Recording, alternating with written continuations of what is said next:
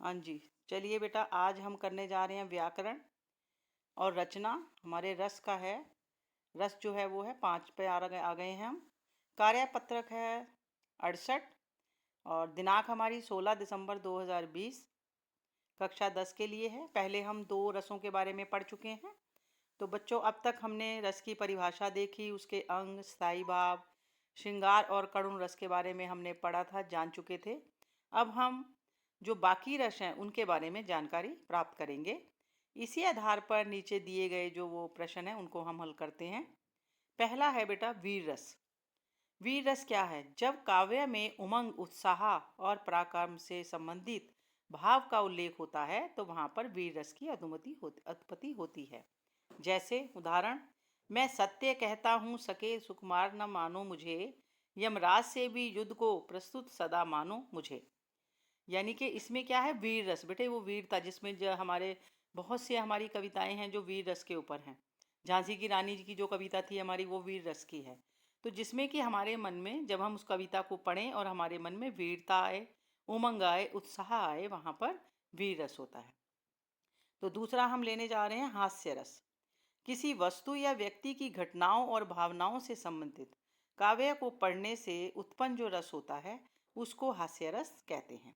हम जैसे कोई भी कविता पढ़ते हैं, कोई भी घटना या कोई भी भावना हमारे अंदर उत्पन्न होती है तो वहाँ पर हास्य रस होता है और उसका भाव होता है, स्थायी भाव होता है हंसी। मतलब हमें किसी भी बात को सुनकर हंसी आ जाए या हमारे चेहरे पर कोई भी घटना हो रही हो उसको देख के हमें हंसी आ जाए तो वहाँ पर हास्य रस होगा। रौद्र रस मैंने क्रोध। जिस काव्य रचना को पढ़कर या सुनकर हृदय में हमारे उसमें क्रोध की भावना उत्पन्न होती है, वहाँ पर रौद्र रस होता है। इस प्रकार की रचनाओं में उत्प्रेरण संबंधी विवरण होता है। रौद्र रस का स्थायी भाव क्या है? क्रोध। तो जैसे उदाहरण उन्होंने दिया है, श्री कृष्ण के सुन वचन अर्जुन क्रोध से जलने लगे, तब शील अपना भूल कर करतल युगल मलने लगे। तो अब आ गया इसके बाद, इसमें श्री कृष्ण ने जब अपने वचन कहे तो अर्जुन जो थे, अर्जुन को क्रोध आ गया। तो यानी कि रौद्र रस है। शांत रस, यह है काव्य रचना जिसमें श्रोता के मन में निर्वेद के भाव उत्पन्न होता है। शांत रस का स्थायी भाव है निर्वेद, यानी शांत हो जाना।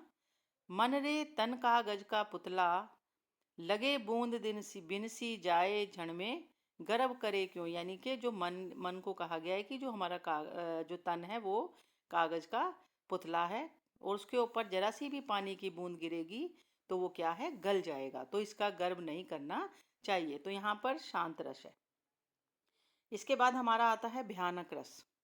जहाँ भयानक वस्तुओं को देखकर, भय उत्पन्न करने वाले दृश्य घटनाओं को देखकर मन में जो भय उत्पन्न होता है, जो भाव आता है भय का, उसे भयानक रस कहते हैं। भयानक रस का स्थायी भाव भय होता है। जैसे उधर गरजती सिंधु लहरिया, कुटिल काल के जालों सी, चली आ रही थी फैन उंगलियां फन फैलाए व्यालों सी। यानी कि जहाँ पर डर लगे, भय यानी कि किसी भी चीज़ से डर लगे। कोई भी हम कविता पढ़ें, कोई भी कहानी पढ़ें, कुछ ऐसा पढ़ते हैं जिसमें हमारे मन में डर आता है, भय आता है, वहाँ पर भयानक रस होता है। तो यहाँ पर हमने 3 रसों के बारे में आज पढ़ा। तो अब यहाँ पर हम क्वेश्चन देखते हैं इसके। वीर रस कहाँ होता है, एक उदाहरण दीजिए और आपने जो इसमें दिया है उससे अलग देना है। रौद्र रस कहाँ होता है, उदाहरण दीजिए। आप अपनी कविताओं में देखेंगे, सब बच्चे जितनी हमारी कविताएं हैं उनमें से ढूंढ के लिखेंगे। हास्य रस कहाँ होता है, उसका एक उदाहरण देना है। और रद्र रोस कहाँ होता है, रौद्र रस, वो उसका उदाहरण देना है। शांत रस कहाँ होता है, उसका उदाहरण देना है और बिल्कुल अलग देना है। आपने इसमें से नहीं देना, अलग से देना है। तो गतिविधि हमने करनी है वात्सल्य और भक्ति रस के बारे में जानकारी एकत्रित करके उसके बारे में आपने लिखना है कि वात्सल्य रस क्या होता है और भक्ति रस क्या होता है। तो उसके बारे में